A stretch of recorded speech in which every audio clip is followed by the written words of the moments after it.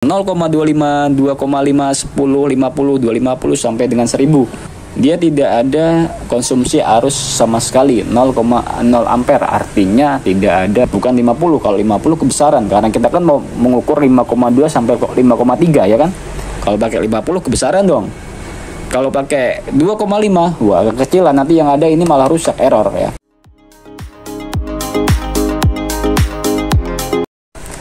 Ya, halo kawan-kawan, jumpa lagi dengan saya Riton Frost, dan di sini saya ada satu unit HP yaitu Vivo Y19. Seperti biasa, ini adalah HP salah satu dari user saya kawan-kawan ya. Dan HP ini saya terima dalam kondisi mati kawan-kawan ya. Kalau saya tanya ke pemiliknya, HP ini tidak bisa dicas tidak mau, dihidupkan juga apalagi sama tidak mau. Jadi ini saya terima dalam kondisi mati kawan-kawan ya. Untuk itu di sini mari kita sama-sama belajar bagaimana cara menganalisa, pengukuran serta eksekusi pada HP yang bisa dibilang mati. Tapi saya nggak bilang ini mati total kan ya. Saya nggak bilang ini mati total, tapi untuk sementara ini kondisi HP ini terbilang mati kan ya. Nah, karena kalau ini tidak bisa dicas, tidak bisa dihidupkan, langsung aja coba kita tes apakah benar. Ternyata ya ini benar ya kawan-kawan ya. Ini enggak ditekan, tidak ada respon sama sekali, digetar juga tidak ya. Nah, kalau kita cas ya kawan-kawan ya, kita cas. Oke, kita cas menggunakan charger ataupun smart USB ya. Ini nomor 1 kawan-kawan ya. Bisa kita perhatikan sama-sama ya, nomor 1. Jadi langkah awalnya coba kita lakukan pengecasan dulu kawan-kawan ya. Pastikan soket semua rapat kawan-kawan ya.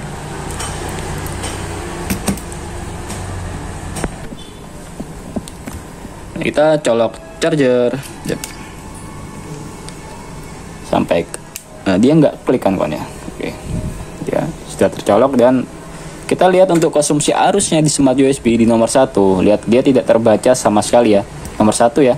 Tuh dia 0,0 ampere, artinya dia tidak ada pengecasan ya kawan ya. Kita cabut aja. Oke. Nah, yang kedua, setelah seperti ini ya, kita analisa secara visual kawan-kawan ya. Analisa secara kasat mata. Nah, kita lihat, kita perhatikan di sini kan kawan. Nah di sini ya, kalian bisa lihat ya di sini ya. Kita bisa lihat sama-sama di sini bahwa di sini sudah ada solderan ya, solderan. Nah, ini artinya ini sudah pernah diganti ya kawan ya. Sudah pernah diganti, dan untuk konektor papan ini pun ya, ini tidak orinya ya. Karena kalau yang orinya pasti ada komponen-komponennya nih. Ini kan kosong tuh.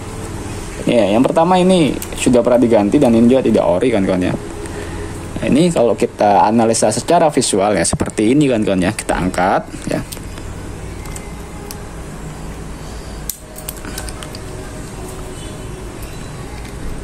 Ya, kita angkat. Nah, kita lihat seperti ini ya. Tuh. Nah, ini udah longgar ya kan kawan ya, udah retak tuh. Udah longgar, udah benggang lah tuh. Nah, kalau kita temui yang seperti ini ya, ini nggak perlu lagi pengukuran ya kan. Pasti udah jelas ini udah positif 100%, ini rusak kan ya. Nah, ini kita bisa singkirkan aja, ini kita harus ganti ya. Kita harus ganti. Tapi kalau untuk Vivo Y12 ya, ini disarankan, untuk saya sarankan ya, jangan hanya ganti ini kan ya. Jangan hanya ganti konektornya aja, kalau bisa ganti full set. Selain harganya murah ya, lebih simpel juga kan ya. Untuk Vivo Y12s. Nah, untuk ini di sini saya sudah punya stoknya kawan-kawan ya. Nah, ini ada ya. Ini lumayan bagus sih, karena di sini terdapat komponen-komponen ya. Komponen pendukung untuk pengecasan, mikrofon, headset, sinyal segala macam ya kawan-kawan ya. Nah, setelah itu baru kita coba tes menggunakan ini papat konektor cas yang baru, apakah dia mau ngecas dan mau hidup. Nah, ini termasuk salah satu langkah yang perlu kita ambil ya, yang minim resiko ya kawan-kawan ya. Yang apa? Jadi sebelum kita eksekusi ke mesin ini ya, tentunya kita harus mengeksekusi bagian-bagian yang itu minim resiko kawan-kawan ya. Nah, pastikan semua soket rapat kawan-kawan ya. Pastikan semua soket terpasang dengan rapat ya. Blur. Oke. Jika sudah, lalu kita coba lakukan pengecasan ya kawan-kawan ya. Nah, diusahakan untuk kabel data itu pakai kabel data yang bagus ya, supaya arus yang dialirkan itu maksimal. Dan di sini saya menggunakan kabel data merek ini, kita bisa baca sama-sama ya. Ini kenceng banget. Nah, ini coba kita colok cas ini. Ya, dia klik, kita lihat tampilannya. Untuk layar HP nggak ada tampilannya kan, tidak ada tampilan apapun ya di sini ya, tetap gelap dan getar juga tidak ya. Tapi kalau kita lihat nah ini tidak ada sama sekali kan ya. Kalau ini nomor 4 ini HP saya kan. Nomor 1 ya, nih nomor 1. Dia tidak ada konsumsi arus sama sekali, 0,0 ampere, artinya tidak ada pengisian daya atau tidak ngecas kan kawannya. Nah, kok seperti itu ya? Padahal kita bisa lihat di sini yang lama itu ini rusak ya. Ini menggang, udah nggak karuan lah. Ini jelas pasti rusaknya, nggak perlu lagi pengukuran. Nah, ini sudah kita ganti dengan yang baru, tapi kok masih nggak mau ngecas ya kan gitu. Nah, langkah berikutnya, nah di sini kan ini barulah kita melakukan pengukuran kan ya. Jadi sebelum kita ke mesin, kita harus di bagian yang minim resiko dulu kan ya. Supaya apa ya, meminimalisir nombok gitu. Oke. Ini biarkan aja casannya, biarkan aja ya, tetap terhubung ya. Oke, ini tetap terhubung ya, masih 0 ya kan ya. Untuk soket baterai kita lepas aja ya. Nah, kita lepas seperti ini. Soket baterai kita lepas. Untuk charger masih terhubung. Nah, ini kita ukur tegangan fibus kawan-kawan ya. Tapi di sini ini saya kalau biasanya kan menggunakan multitester digital ya.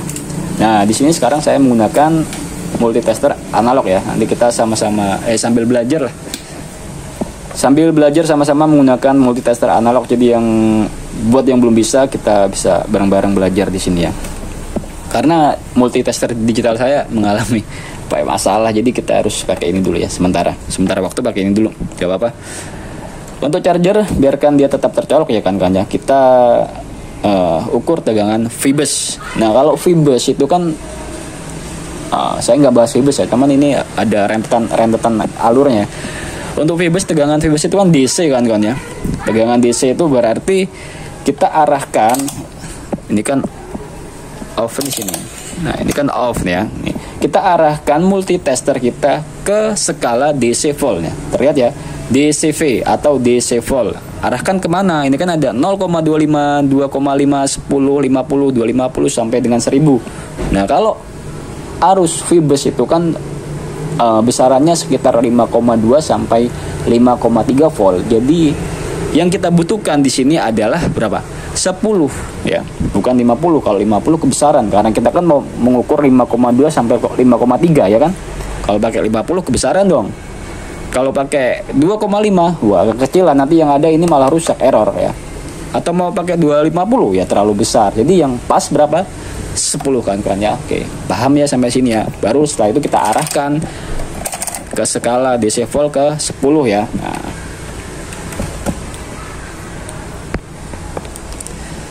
oke, lanjut. Untuk pengukuran ya, waktu itu saya pernah beritahu ke teman-teman semua, kawan-kawan semua, bahwa untuk pengukuran fibus itu ada di bagian soket ini ya. Kalau nggak di pojok kiri, pojok kanan ya, antara dua itu ya. Tapi di sini kita ambil yang paling gampang deh, jangan di soket itu. Nah, di sini kalian bisa lihat bahwa di sini itu ada beberapa kapasitor ya. Nih, bisa lihat ya. Mudah-mudahan jelas. Nah, ini saya perjelas. Di sini ada beberapa kapasitor nih. 1, 2, 3. Pokoknya untuk semua HP ya, itu rata-rata ada kapasitor yang kalau posisi HP kayak gini ya kawan-kawan ya. Ada kapasitor yang itu berdiri nih. Ya, kalau posisi HP seperti kapasitor berdiri atau vertikal nih kawan-kawan ya. Ini saya tunjuk tapi nggak saya sentuh karena ada arusnya mungkin ya. Bukan yang tidur gini, ini kan horizontal. Kalau yang berdiri itu vertikal. Nah, yang berdiri itu pasti mengeluarkan arus fibus sebesar 5,2 sampai 5,3 volt. Itu pasti kan ya. Itu rata-rata HP semua seperti itu. Jadi ini bukan untuk di Vivo aja, di semua HP, di Redmi, Samsung, Oppo, segala macam, Infinix, itu pasti ada kapasitor yang berdiri secara vertikal ini. Ini pasti mengeluarkan arus Fibes sebesar 5,2 sampai 5,3 volt. Nggak percaya? Oke, kita ukur. Ya mudah-mudahan ini keluar ya, karena ini baru pasti harusnya keluar. Tapi tadi dicas nggak mau. Oke, ntar saya setting dulu ya biar jelas. Ya kan kawan, ini sudah saya setting supaya jelas ya, ini sudah saya maksimalkan. Untuk settingan multitester tadi tetap di DC di skala 10 ya. Nah kalau bisa lihat di sini ya, ini ada angka 0 ya. 0 terus 2 ya. 4 6 8 10. Nah, ini kita fokus di angka ini ya kan ya. Nah, seperti ini ya. Nah, untuk yang prof negatif kita bisa taruh di ground atau di body casan. Nah, bisa di sini. Kalau ini nggak bisa kan ya, kita juga bisa cari di bagian yang itu kayak kuningan di bagian papan cas, tapi yang kayak kuning-kuningan kayak gini. Nah, seperti ini juga ground kan ya. Saya taruh sini ya. Lalu yang untuk prof yang positif tadi yang saya sebutkan di kapasitor yang berdiri ya, kita tempelkan di kapasitor yang tadi itu ya, yang tadi saya beritahu itu yang di vertikal. Nah, ini pasti akan mengeluarkan tegangan sebesar 5,2 sampai 5,3. Kenapa saya bilang pasti? Karena ini baru kawan ya. 1, 2, 3 kita tes ya. Bagian kiri dia nggak keluar ya. Bagian kanan, nah ya dia keluar kan kawan ya. Tuh, oke, saya ulangi tuh. Kalau bisa lihat jarumnya bergerak ke arah mana? Tuh. Sini ya, kurang lebih ya. Tuh.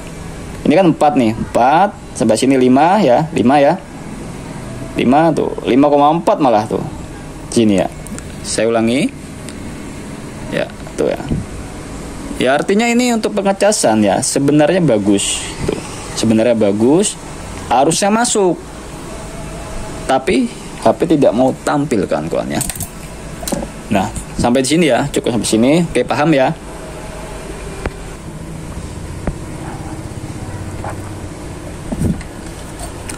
Sampai di situ paham, kita singkirkan dulu multitester. Enggak perlu ya. Nah, setelah itu lalu kita ini tetap tercabut ya soket baterainya, lalu kita cabut soket fleksibel ini. Ini fleksibel board kita cabut juga ya. Nah, ini ya. Oke, ini kan ya, kalian bisa lihat dengan jelas. Ya, saya perjelas dulu. Nah, seperti biasa untuk tegangan fibers seharusnya ada di salah satu bagian kiri ataupun kanan. Kalau kanan nggak ada ya, berarti di kiri. Kalau kiri nggak ada, berarti di kanan kan ya. Nah, kita cek. Karena di kapasitor sudah normal ya, 5,4 tadi malah ya. Seharusnya di sini juga ada tegangan sebesar 5,4 ya. Oke, kita cek lagi ya. Saya setting dulu biar kelihatan enak. Oke, lanjut ya, kita ukur di fleksibel. Untuk prof negatif ya, kita tetap tempelkan di bagian ini ya, bagian yang ini ya. Untuk prof multitester yang hitam atau yang positif, yang negatif. Dan yang positif kita tempelkan, kita ukur di salah satu soket ini ya. Kalau nggak kiri ataupun kanan, langsung aja. Kiri nggak keluar ya. Kiri nggak keluar. Kita pindah kanan coba. Aduh, bentar. Ini nggak nempel yang hitam. Oke. Nah, yang kiri keluar kan ya. Oke, tuh. Untuk arusnya sama ya, 5,4 volt malah. Ya, artinya untuk konektor cas sampai dengan fleksibel ya, sampai ke atas ini udah bagus semua kan ya. Sudah bagus semua, tapi HP tetap tidak mau menyala. Lalu langkah berikutnya apa yang harus dilakukan? Oke, sabar. Tak beresin dulu ya, biar enak. Ya oke kawan-kawan, sampai sini cukup paham ya, cukup bisa dimengerti. Tadi kita sudah melakukan pengukuran dari sini sampai dengan atas itu normal saja ya, baik arusnya masuk dengan baik ya, sebesar 5,4 volt, tapi HP tidak mau menyala. Nah, langkah selanjutnya apa ya, yaitu kita langsung untuk ini casan cabut aja ya kan ya, cabut aja dulu. Wah, ini keras banget. Nah, ini cabut ya. Dan langkah berikutnya kita cari tahu penyebabnya kenapa ini tidak mau nyala. Nah, barulah kita ukur tegangan baterai kan, tegangan kerja baterai. Nah, jadi kita harus tahu juga tegangan kerja standar, tegangan kerja suatu komponen itu ada di berapa volt kan ya. Nah, untuk baterai, tadi kan Fibers kita bisa tahu bahwa 5,2 sampai 5,4 tadi ya. Oke, dan sekarang tegangan kerja baterai itu berapa? 3,7 volt sampai dengan 4,2 volt ya. Kira-kira seperti itulah. Kira-kira disitulah tegangan kerja baterai. Jadi kalau baterai tegangan kerjanya di bawah 3,7 volt atau 3,5 volt ke bawah, itu dipastikan bahwa baterai itu drop total. Dan ketika baterai sudah drop total ya, dia mau dicas sampai 1 hari 1 malam pun HP tidak akan mau bisa nyala kan kawan ya. Mau dicas, mau ini konektor yang baru, mau segala macam ya, namanya drop total ya nggak akan pernah bisa nyala gitu kan. Nah untuk itu untuk mengetahui ini drop atau enggak ya, kita lakukan pengukuran kawan-kawan. Nah oke, kita langsung aja ukur. Oke, langsung kita ukur ya baterainya. Nah di sini kalian teman-teman bisa lihat semua ya, lihat sama-sama di sini bahwa ini ada tanda plus ya di sini, dan ini ada tanda min. Kalau kita lihat dari sini ya, gini plus di sebelah kiri ya, dan minnya sebelah kanan. Kalau kita arahkan ke sini ya, artinya plusnya sebelah kiri sini, minnya sebelah kanan. Simple ya, oke, paham ya. Nah, lalu kita ukur, dan untuk multitester tetap sama menggunakan DC volt di angka 10 ya, karena kita mau ukur tegangan 3,7, nggak mungkin kita pakai 50 ataupun 2,5, jadi kita pakai 10 di DC volt. Langsung aja kan kawan ya, kita ukur. Gak apa-apa ini banyak omong supaya paham lah ya, supaya sama-sama paham, biar paham. Oke, langsung aja. Plus di kiri dan min di sebelah kanan. Kita perhatikan pergerakan jarum multitester. Ya, jarum bergerak tapi tuh cuma di 1 ya, ya. 1 ya, ini kan 2, 4 ya kan, 2, ini 1 ya,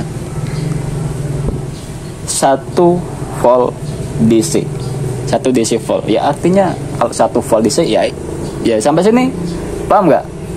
Berarti penyebab HP tidak mau menyala apa? Baterai dong, jelas baterai, karena 1 volt DC ya, jadi dia mau dicas sampai kapanpun ya nggak akan mau hidup. Bentar, saya singkirkan dulu ini.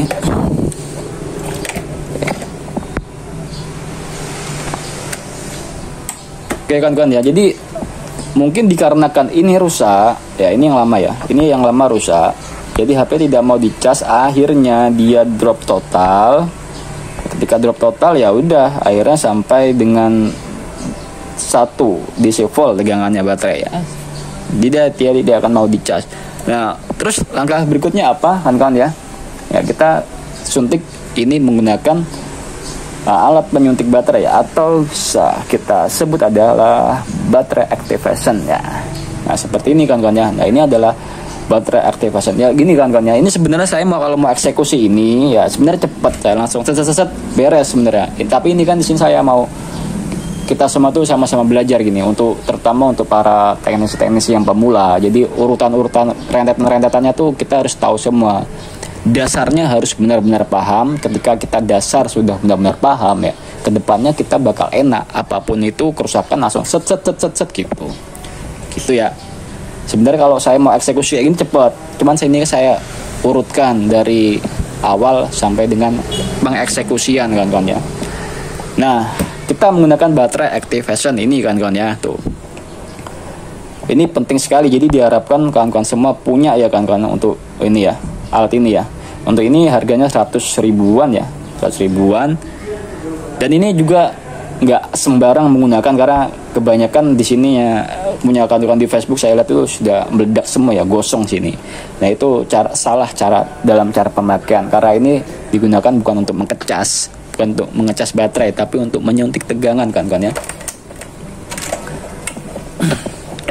Oke ya, langsung aja kita colokkan ya, kita cabut aja dulu ini nomor 1. Kita colokkan di nomor 1 ya kawan-kawan ya. Nah, ya pasti nggak ada arus dong belum. Nah ini merah, oh jangan, sebelum dicolokkan kita cabut dulu, salah. Lalu kita cari yang cocok ya, soket yang cocok yang mana, kita cari.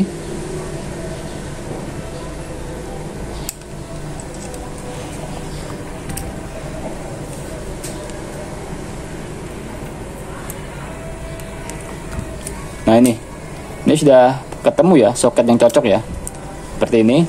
Kalau ketika dia cocok maka dia akan mengeluarkan lampu berwarna merah. Nah ini artinya connect. Lalu barulah kita colokkan ke smart USB ataupun ke kepala charger pun nggak masalah ya kalau nggak punya smart USB. Tapi lebih baik ke smart USB. Nah kita lihat ya. Kita colok, celup. Nah, lampu berubah menjadi warna biru dan konsumsi arus berubah menjadi 2,1 sampai 2,2 ampere. Ini sangat besar kan kawan ya. 2 ampere ke atas itu sangat besar sekali. Ya. Dan untuk seperti ini nggak perlu lama-lama kan kawan. Ini 5 menitan cukup lah. Nggak perlu lama-lama karena ini fungsinya untuk hanya menyuntik tegangan saja, bukan untuk melakukan pengecasan. Kalau melakukan pengecasan ya kita pakai charger dong, pakai kepala charger, itu bisa berjam-jam ya nggak masalah. Tapi kalau untuk ini jangan lama-lama kan ya. Karena arusnya sangat besar. Ini kalau arusnya besar dan kita lama ngecasnya itu akan berpotensi merusak ininya. Ini. Jadi cukup 5 menitan ya, kira-kira baterai sudah terisi sekitar 3,7 volt itu ya sudah, baru kita cabut lagi. Nah, ini juga nanti lama kelamaan akan menurun kan ya. Dari 2,2 kan, ini 2,1 pasti lama-lama dia akan menurun pasti ampernya ya. Oke, kita tunggu aja dulu atau saya skip ya.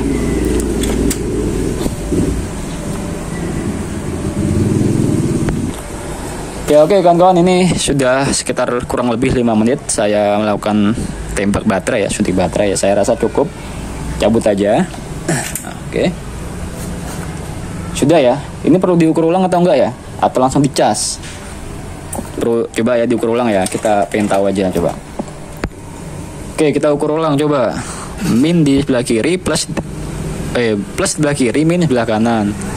Ya, kalian bisa lihat ya, tuh hampir 4 volt DC kan ya. Nah, sini sudah bagus artinya. Saya ulangi. Ya. Aduh, mana nih? Nah, tuh. Ya. Kurang lebih hampir 4 volt DC, artinya baterai sudah bagus. Nah, ya. Setelah itu kita singkirkan multitester ya. Kita pasang lagi soket baterainya. Oke. Sini bagus, di sini bagus, baterai sudah bagus. Harusnya ini normal ya. Oke, harusnya ini mau hidup. Cas mau hidup harusnya. Nanti kalau dicas nggak mau hidup, berarti baru kerusakan ada di yang lainnya. Baru kita cek mesin mana kabelnya. Oke, langsung kita tes menggunakan charger. Nah, jadi itulah kawan-kawannya, itu urutan rentetan ya. Cara pengecekan tahapan demi tahapan ya. Jadi kita nggak ngawur. Ya, tadi yang saya katakan sebenarnya kalau saya mau langsung eksekusi sat-sat bisa. Tapi ini kan saya biar kita semua bisa sama-sama belajar ya. Jadi saya urutkan dari awal. Nah, ini langsung kita colok, pastikan rapat ya.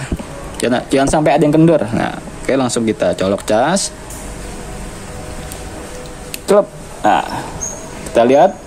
Oh, tuh, nyala logo petir. Nyala kan ya. Bentar, kita lihat tuh arus tuh 1,8 ampere. Tunggu dulu.